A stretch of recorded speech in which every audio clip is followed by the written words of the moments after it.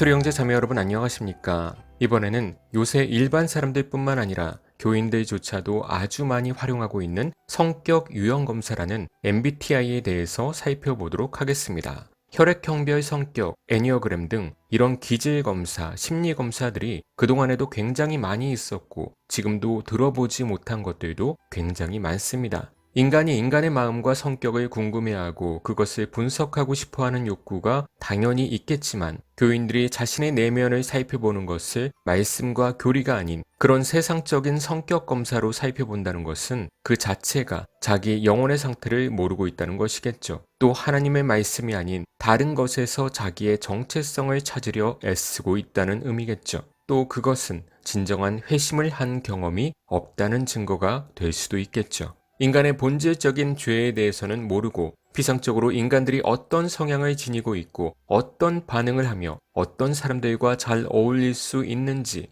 그런 것들을 연구하고 안다고 해서 그것이 나 자신을 아는 것은 아닙니다. 우리의 영혼의 상태를 아는 것이 아닙니다. 환경에 따라서 교육에 따라서 바뀔 수 있는 성향들을 그런 몇 가지 질문 등을 통해서 마치 자신의 영적 상태인 것처럼 자신을 아는 것처럼 여긴다면 너무나 큰 오류가 될 것입니다. MBTI를 개발한 사람은 캐서린 쿡 브릭스와 이저벨 브릭스 마이어스라는 두 명의 모녀지간입니다. 두 명 모두 전문적인 심리학자도 아니었고 둘 다 소설가였는데 홈스쿨링으로 공부를 했다고 합니다. 이들은 심리학자 칼 융의 심리학을 토대로 MBTI를 만든 것인데 칼 융은 또 누구입니까? 말이 심리학자이지 기독교를 대적하는 자였고 신비주의자이면서 신학적으로는 자유주의라고 할 수 있을 만큼 성경의 교리를 거짓되게 해석하는 사람이었습니다. 칼 융의 아버지는 목사였습니다. 그런데 그 당시 목사들은 검은 옷을 입고 다녔는데 칼 융은 그것이 너무 싫었고 무서웠다고 합니다. 그래서 기독교에 대한 이미지가 어렸을 때부터 굉장히 안 좋았다고 하는데 그런 칼 융의 주장을 몇 가지 보자면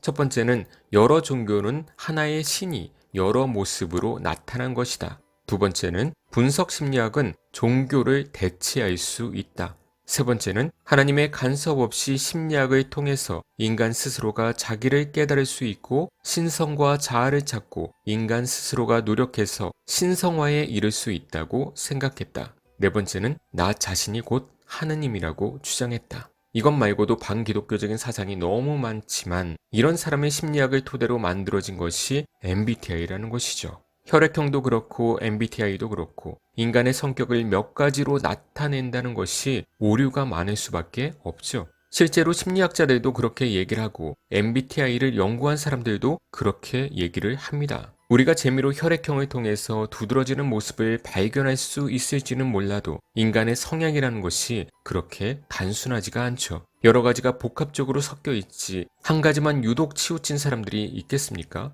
저도 감성적이면서 또 이성적이면서 모든 모습이 상황에 따라 나타나는데 그런 것을 단정지어 말할 수가 없죠. 그래서 심리학이라는 것 자체가 단순히 인간의 성격, 성향을 연구했다라고 생각하면 안 되고 이것은 종교적인 면과 섞여 있다고 봐야 됩니다. 칼 융이 말한 것처럼 인간 안에 신성이 존재하고 이런 심리학적인 방법을 통해서 내 참된 자아와 신성을 찾을 수 있고 또 나의 내면 한구석에는 악마, 귀신이 존재하고 있다라고 말하는 것이 심리학입니다. 그래서 영적인 것을 포함하고 있는 것이죠. 단순히 겉으로 보이는 성격 검사가 전부가 아니라는 것입니다. 심리학자들이 수많은 사례를 통해서 사람들의 두드러지는 성향들을 외우고 있으면 인간의 성향을 어느 정도는 파악할 수도 있고 예측할 수도 있겠죠.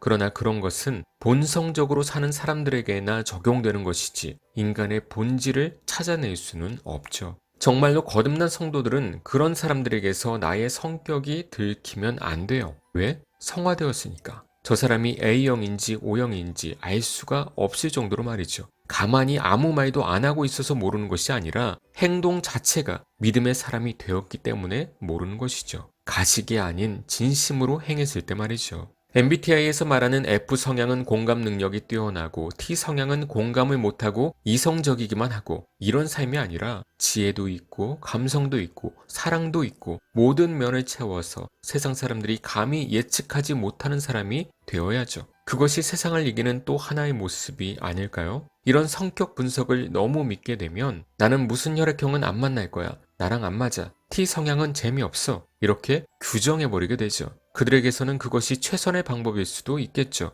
인간의 본성을 그런 것들로밖에 알 수가 없으니까 말이죠. 그러나 성도들은 그 사람이 정말 회심한 사람이라면 믿음 안에서 그런 것들을 얼마든지 포용하고 스스로도 단점을 고쳐나가면서 살아갈 수 있다라는 결론을 드립니다. 교인들이 이런 성격 분석에 빠져 있다는 것은 점치는 것과 마찬가지라고 저는 생각을 합니다. 그래서 심리학은 인간의 단점이나 죄를 지적하지 않아요. 그 사람 내면 안에 있는 선한 의지와 신성을 개발하기 위해서 위로하고 칭찬하고 잘한다 잘한다. 너의 잘못이 아니다. 환경 탓이다. 너가 죄책감 가질 필요가 없다. 너는 사랑받기 위해 태어났고 사랑받기 충분한 존재다. 거기다 예수님을 곁들이면 그것이 복음처럼 되어버리고 청년들이 좋아하죠. 인스타에 그런 캘리 페이지들 너무 많죠. 그렇게 따라가다가 지옥에 가는 것입니다. 그런 성격 분석을 자랑하는 교인들은 말할 것도 없고 사역자들도 많이 봤는데 정신 차리시고 그 시간에 기독교 인간론을 더 공부하시고 알아가시면 인간의 본질이 무엇인지 타락한 인간들에게서 왜 기대하지 말아야 하고 그들의 끝은 어떻게 되는지 정확하게 알 수가 있을 것입니다. 그래야 인간관계에서 더 자유함을 얻고 살아갈 수 있을 것이라고 말씀을 드립니다.